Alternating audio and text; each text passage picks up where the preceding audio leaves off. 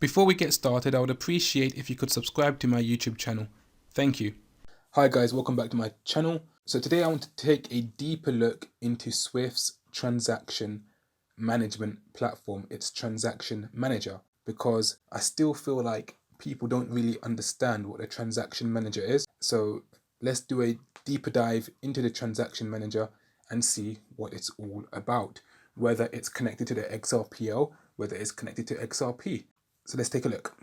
So in my last video, I explained that the Swift solution for CBDC interoperability and interlinking of DLT systems has nothing to do with using XRP or the XRP ledger as a bridge, as some people in the XRP community are propagating that information. So what Swift basically has is their own solution to facilitate CBDC interoperability and interlinking of DLT systems. And to do this, they use a connector gateway and the Swift transaction manager. In the documents, they refer to it as a Swift platform simulator, but it's the same thing. So the connector gateway is basically an agnostic adapter, so it can connect to any DLT system and acts as a gateway for information to pass through and communicate with the Swift platform simulator. Now, this information is just ISO 20022 messages, as you can see in the diagram. Now, the Swift platform simulator acts as the bridge that connects to all the other DLT systems via their connector gateways. So that's how it communicates with the DLT systems, via the connector gateways. So it is responsible, the Swift platform simulator, the transaction manager, it is responsible for interoperability and communication between the different DLT systems.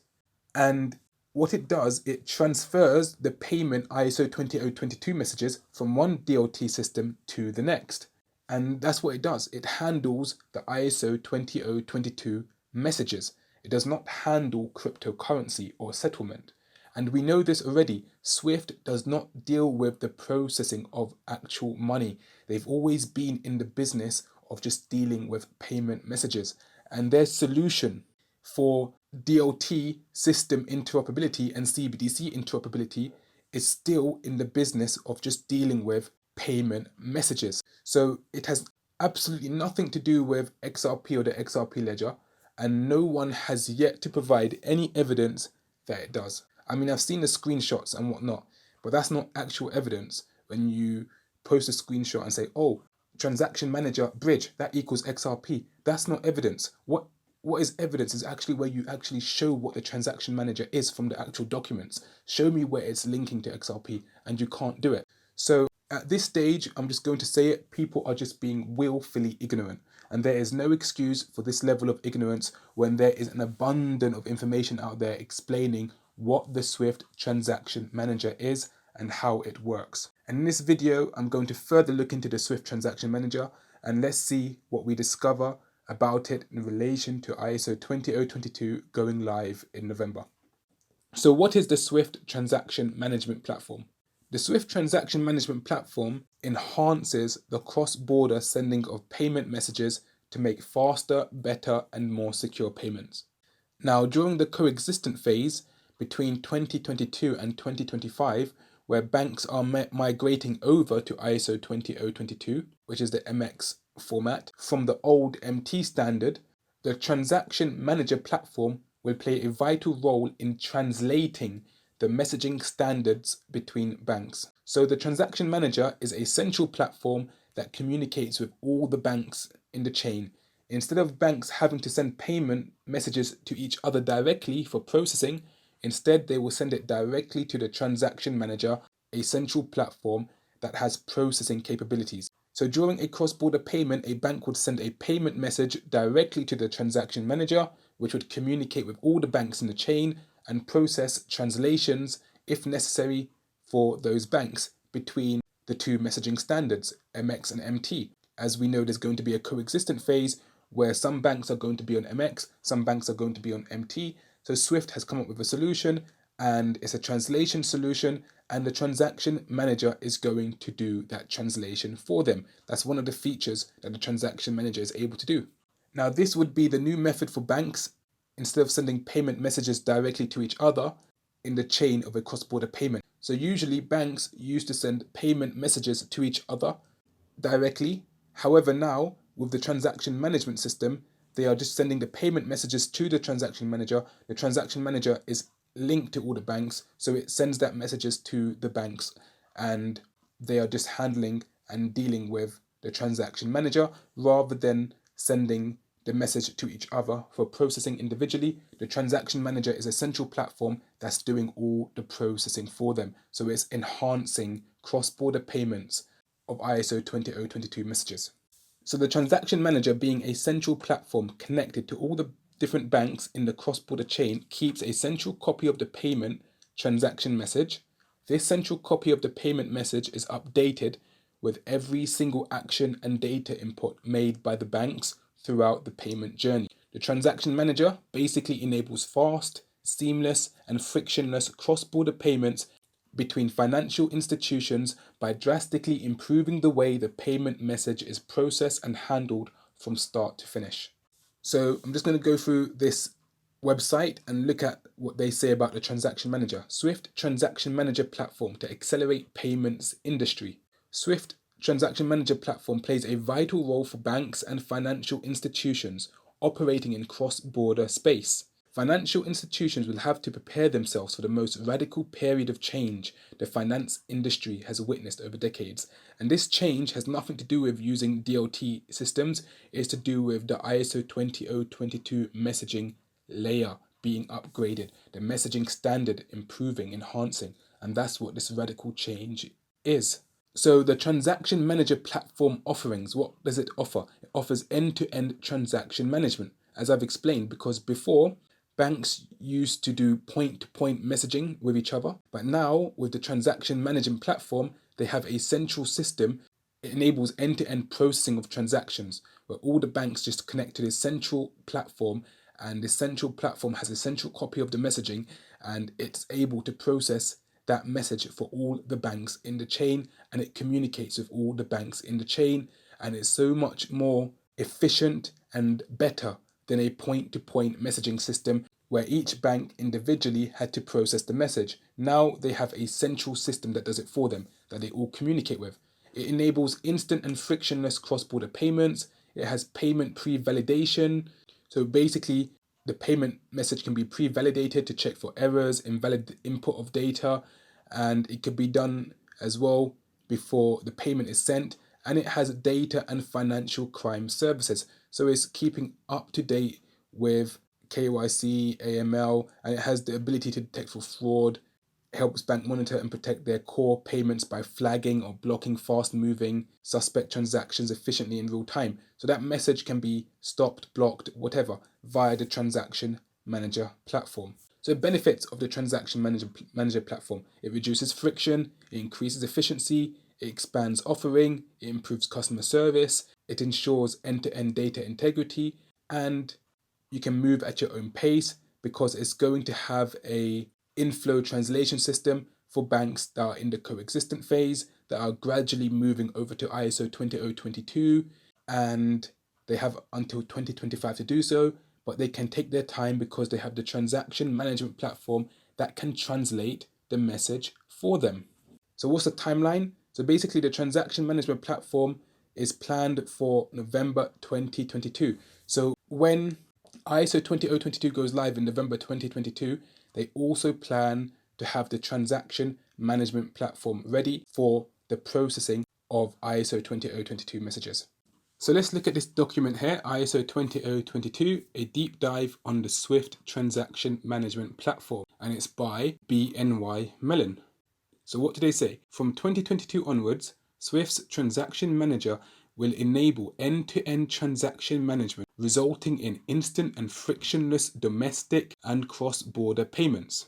The new system, the new platform, will play a fundamental role in facilitating interoperability for RTGS systems and correspondent banks during the ISO 20022 coexistent phase. Guys, do you remember my video that I made in September?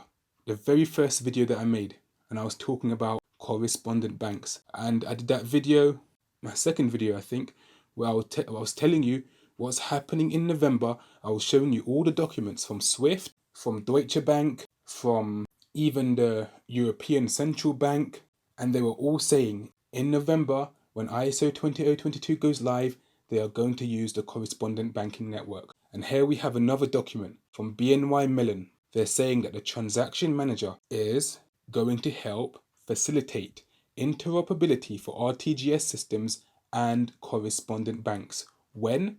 During the ISO 20022 coexistent phase.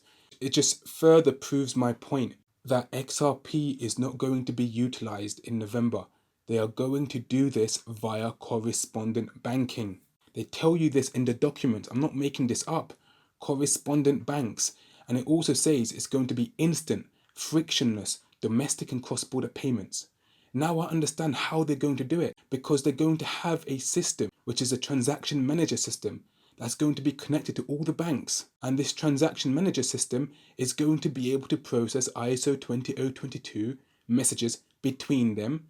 And it's going to be able to do that in an instant, frictionless manner. And it's going to be interoperable with different RTGS systems, this transaction manager system. And it's going to be interoperable with all the correspondent intermediary banks. They're going to be using correspondent banking in November. And you can't tell me they're using XRP, because the whole idea of XRP is that if you're using the XRP ledger, we do not need correspondent banks. So are you telling me they're going to run two systems at the same time? One system where they're going to have pre-funding and locking up of funds, which is the correspondent banking system. And at the same time, they're going to use another system where they're going to have direct connection between banks and no pre-funding and on-demand liquidity. And they're going to run two systems at the same time in November. Is that what you're saying to me? Because that's what you're basically telling me. They're telling me they're using correspondent banking. The XRP community is saying they're using XRP. You can't reconcile the two. What's happening in November has nothing to do with XRP or XRPL. They're using correspondent banking, as they've told us over and over again. So the period between November 2022 and November 2025 is the coexistent phase. And the transaction manager, as I've already said, is going to be able to translate messages between different banks. The MX message and the MT messages are going to be able to be translated via the transaction manager. So let's look at some of the diagrams in this BNY Mellon document about the transaction manager. Here you have an inflow translation with transaction management layer. So here you have a bank and they're showing you the messaging, and the messages from the banks go up to the transaction management system, which is on top. And this system is keeps a central copy of the messages, and it interlinks with all the other banks in the chain. Like here you have an intermediary bank. So the central message is on top, and it then sends it to the intermediary bank. The intermediary bank sends a message back up to the transaction management platform, and then the transaction management platform eventually sends the message to the final bank, and then along the way, settlement occurs through nostro vostro debiting and crediting of accounts. This has nothing to do with XRP, XRPL. Absolutely nothing. Here's another image of the transaction manager. End-to-end flow. Example of consumer to business transaction, end-to-end flow. So you have a consumer, you have a business, and these are the banks here's the bank, here's an intermediary bank, which is a correspondent bank, and here's the bank that's going to receive the payment. And the whole thing, the whole message is processed via the transaction manager. And in the transaction manager, you have inflow translations, so they can translate between two different messaging standards. You have the transaction tracking, so that the transaction is actually tracked, the payment message is tracked. You have a transaction copy buildup. I'm not even sure what that is. And then you have a mutualized service where it has format review, pre-validation, where you can validate the payment message before sending it out, embedded services, value add services. So there's so much features within this transaction management system. And this transaction management system is what all the banks are connected to, even the correspondent banks. And as you can see from the diagram, look, they're sending messages up to the transaction management system, and it sends messages back down to the banks. Another message goes up to the transaction management system, and then another message goes down to another bank. And this is going to enhance cross-border payments drastically compared to the old messaging system that we have, the MT messaging system. And this is what's happening in November. This is not XRP or XRPL. So here's something interesting. It says in the document, community readiness. To ensure timely preparation for November 2022, participants should take the following steps. So if we're moving to XRP in November, let's see what they tell us to take. What steps should the banks take? Upgrade your messaging interface. The only mandatory action required for all institutions is to update their messaging interface. Participants must implement this release by November 2022 at the latest. I'm sorry, but this sums it up. How can they say the only mandatory action that's required for all institutions is to update their messaging interface? I mean, if you're using XRP and XRPL, shouldn't they also be updating their settlement infrastructure as well? Shouldn't the RTGS systems, HVPS systems be upgraded as well? Shouldn't correspondent banking be eradicated or removed from the whole settlement layer? Shouldn't that be upgraded as well? You're using XRP in November, right? Oh no, but all they tell us to do is upgrade the messaging interface. Oh, the interface that deals with the messaging layer, the MT message and the MX message, upgrade that. Yes, because like I've said from over and over again, it has nothing to do with XRP. It's all to do with ISO 20022. It's all to do with the messaging layer. And that's why they say the only mandatory action required for all institutions. I mean, if you really believe XRP is going to be used in November and you read this line, this should make you be worried. You should be thinking to yourself, why is the only mandatory action required for all institutions is to update their messaging interface? What about their settlement layer? How are they going to use XRP if they don't even have to upgrade or update that? Anyways, and they have to do this by November 2022 because the only thing that's changing in November is their messaging system and it has nothing to do with XRP. Don't forget to like, subscribe and hit the bell notification icon so as to not miss my next video.